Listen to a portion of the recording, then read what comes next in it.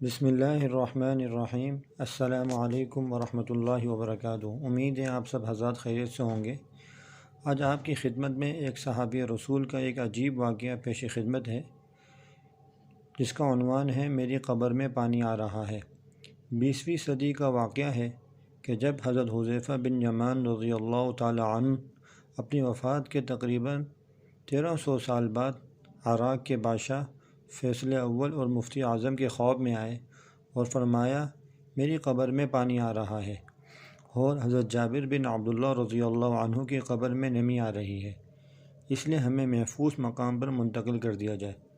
چنانچہ حج کے 10 دن بعد پیر کے دن 5 لاکھ افراد کی موجودگی میں ان صحابہ کرام کے مزارات کو کھولا گیا تو لوگ حیران رہ گئے کہ 1300 سال گزرنے کے باوجود ان کے کفن بالکل سفید و سالم اور اجسام مبارک ایسے تر و تازہ تھے گویا ابھی فوت ہوئے ہوں، حالانکہ حضرت حذیفہ اور حضرت جابر کا وصال بالترتیب 36 ہجری اور 74 ہجری میں ہوا تھا۔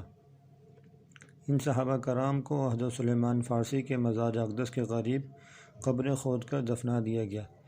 اس تمام کارروائی کو جرمن کی فلم ساز کمپنی نے 20 بائی 30 فٹ کی بڑی اسکرین پر کیمرے کی مدد سے دکھایا تاکہ لاکھوں افراد یہ مناظر بآسانی دیکھ سکیں۔ یہ ایمان افروز واقعہ دیکھ کر ہزاروں غیر مسلمان ہو گئے۔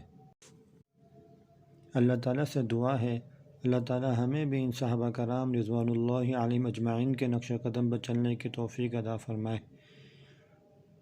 اگر آپ کو یہ ویڈیو پسند آئی ہے تو آپ اس کو دوسروں کے ساتھ شیئر کریں، اس لیے کہ دین کی بات اور اچھی بات کو دوسروں تک پہنچانا صدقہ جاریہ ہے، اور چینل کو سبسکرائب کرنا مت بھولیے گا۔ جزاک اللہ خیرہ۔